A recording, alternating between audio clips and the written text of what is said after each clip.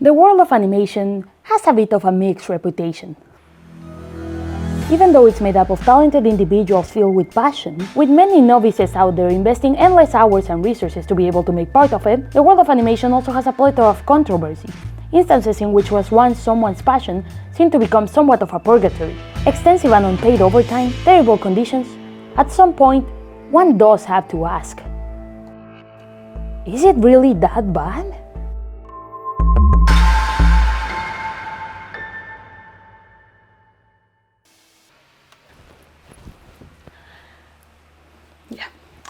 Hey, I'm Hannah, and I'm an animation student. And when I was around 10, I discovered that I could animate through the Flipnote app on my Nintendo DS. And I've been kind of obsessed with it ever since. But as more of these situations pop up in recent years, well, it's hard not to be at least a little bit concerned. Don't get me wrong, I really do love animating. It's just that, when you think about it, right? Isn't life too short to spend your entire existence in front of a computer under the iron fist of a company that may not really care about your well-being? Is this really worth it? Was that what working in the industry was really like?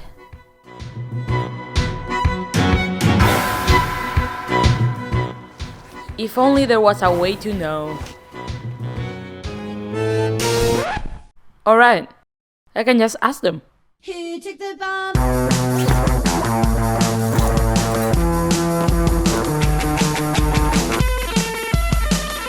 See you later. Ugh, me when I'm carrying a million objects at the same time and I die because it's horrible.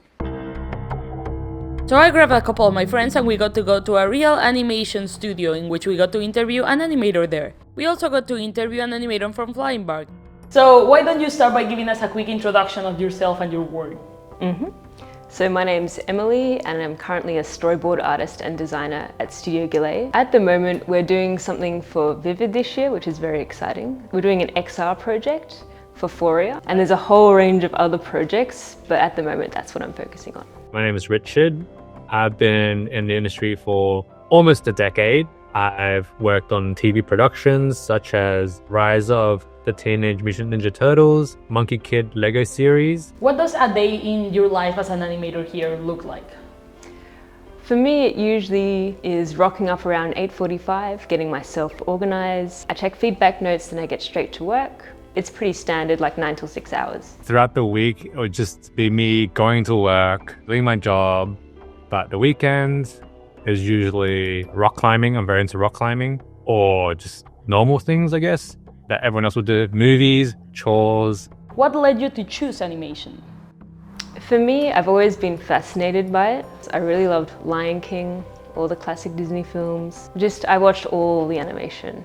For me, it's just the curiosity of finding out how is this stuff made, because I always found it so impactful as a child and so inspirational, and it helped me solve my own problems to these little cartoon characters. Discovering big figure animations on Newgrounds or YouTube, that was when I was like, whoa, what is this? Like, it's these sticks that represents people, that they're moving. I want to try something like that. It fascinated me like in primary school when I was like around, I don't know how old I was, 10. But I didn't always want to be an animator. It came later in life. As a child, I had no idea it was made. I didn't really start researching it till I was about 17 when I tried to make a film. And that's when I first realized that animation is a whole field with all these different bits. I just had no idea. I think in high school, they make you do mock-up interviews to get you ready to find a job in real life. And I remember like running and I had to like quickly put together a portfolio just for a pretend interview. And I had a bunch of my drawings and I just explained how I wanted to be a comic artist. The teacher that was interviewing me mentioned how her son was an animator. I was like, oh, wait, what? You could animate as a job? Do you ever regret it? So far, no. I actually really enjoy my job. Like, I have creative freedom here. I get to move around different disciplines. I'm not pigeonholed into one thing. I would have recommended to someone who's like not as strong-willed. Depending on the project, it can break you. I also know someone who, she was a 3D animator but she got so frustrated with the Maya program, the 3D program, that I think at some point she just snapped and decided to quit the animation industry entirely. I could never. Occasionally there are late, you stay late, but it's nothing too insane. At a good, well-managed studio, it should have standard hours. You do work hard, but it's a friendly atmosphere, and you need breaks and you need to maintain your health. If you find a nice place, it is like great. What pushes you to stay in the field? For me, it's the fact that you can always learn something new and push yourself further. Like there's just like an infinite space of things to learn. So it's like, I like pushing myself to learn new things. Ultimately, I do just enjoy the work. I just love creating. I think it just stems from like the things that you feel when you're drawing and you've created something really nice that you wanted to show off. Like despite how the industry is with like the pay isn't as decent as you want it to be when you compare it to office jobs, I find myself scared of the idea of leaving animation. For me, aside from animation itself, is like having stuff outside of animation always inspires me, whether that be just coming across random people, other hobbies that I have that can sort of feed into my work, yeah.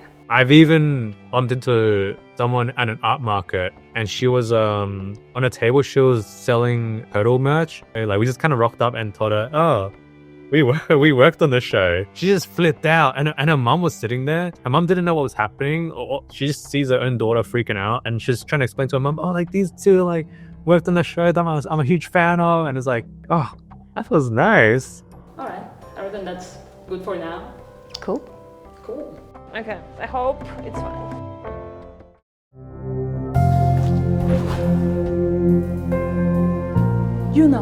I was really scared that they were gonna be like, oh, I hate this. This is the worst job ever. I wish I would have never gotten into it. I get abused every day. I thought they were gonna say that. Man, it seems like they genuinely do enjoy their work. They work at studios that respect them, and they just have a good work-life balance. They do stuff outside of work. They go outside with friends. They have hobbies. They have a life. It makes me think, right? Because for most of my adolescence, I was kind of a shut-in. I worked on my own stuff and I never went outside. So like working on this, going out with my friends and recording everything for this project, that felt really different. Way different from what I used to work like. So is this worth it? I reckon it is. It's just that you have to balance it. You have to have a life outside of work. You have to go into the universe and experience things because life is too short. Who took the bomb?